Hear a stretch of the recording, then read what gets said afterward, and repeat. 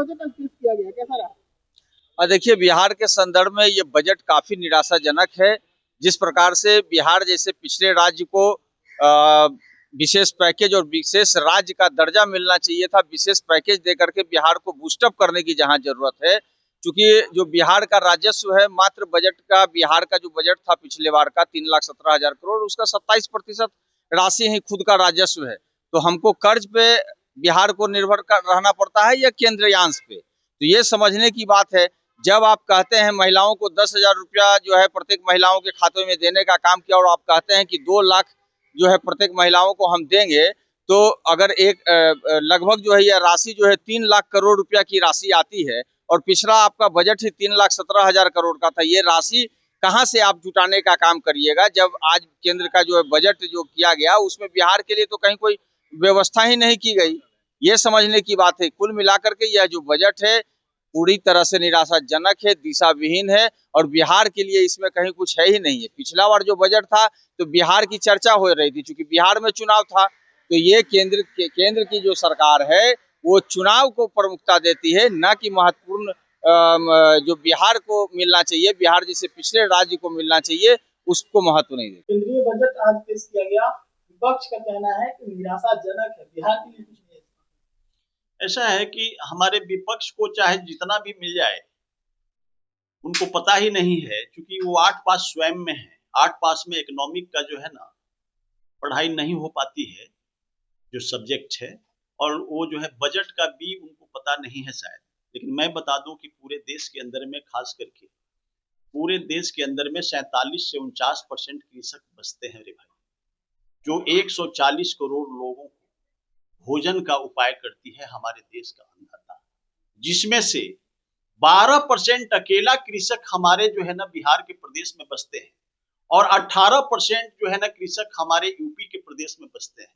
तो कुल मिलाकर के 49% जो कृषक हैं, उस 49% में 30% तो कृषक हमारे बिहार और यूपी से आते हैं, जो पूरे देश को भोजन कराती है, पंजाब से आते हैं।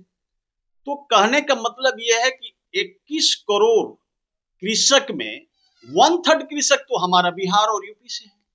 तो 1/3 बड़ा जो बजट में प्रावधान हुआ है, जो 2 लाख रुपया किसान क्रेडिट कार्ड पहले था, अब जो है ना बढ़ा करके उसको 5 लाख रुपया कर दिया गया है।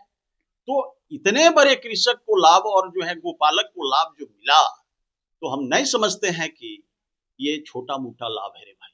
क्योंकि हमारी बिहार की खास करके भौगोलिक दृष्टिकोण से हमारा जो है ना मतलब 80% भूभाग हमारा कृषक है, कृषि के लायक है, और हमारे यहाँ देश का 12% कृषि जो है ना कृषि से ही जीवन यापन करके 14 करोड़ हमारी इस आबादी का भरण पोषण करती है, जिसके बारे में भारत सरकार और हमारा माननीय फाइनेंस मिनिस्टर माननीय सीतारमन जी ने इस व्यवस्था को लाया, और उसको बढ़ा करके 2 लाख से जो है ना 5 लाख तक किया, जो हमारे कृषक के लिए फायदेमंद है, जो हमारे बिहार के लोगों के लिए फायदेमंद है।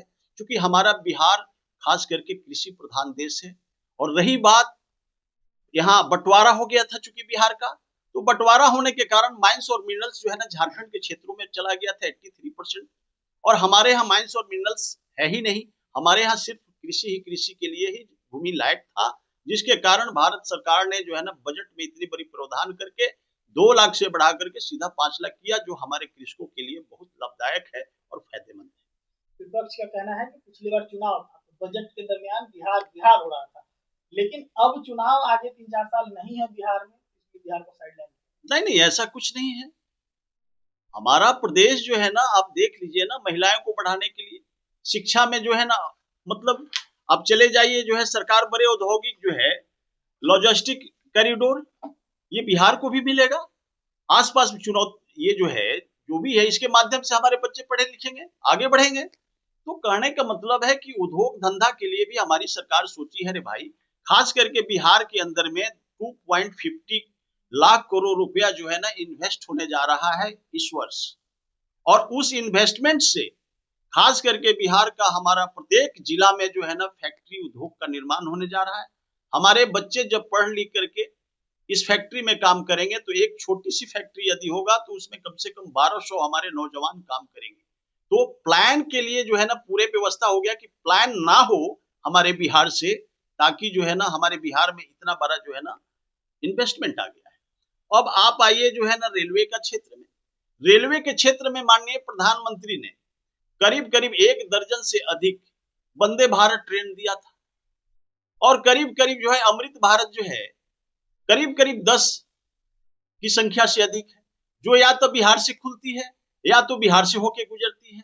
वंदे भारत या तो बिहार से खुलती है, जबकि 40 वंदे भारत ट्रेन है इस देश के अंदर में, जिसमें से अकेला 1 दर्जन से अधिक तो बिहार को ही दिया है।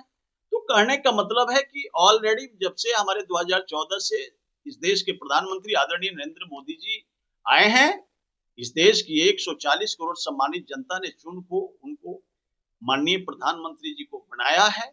तो आदरणीय प्रधानमंत्री जी खास करके बिहार के बारे में अधिक सोचे हैं। अरे भाई आप देख लीजिए, हमारे यहाँ 5 कम से कम जो है बड़ा बड़ा नेशनल हाईवे बन रहा है, जो टोटल फैक्ट्री वाले क्षेत्र से जुड़ेगा, कॉरिडोर बनेगा, ये सारी चीजें होने जा रहा है।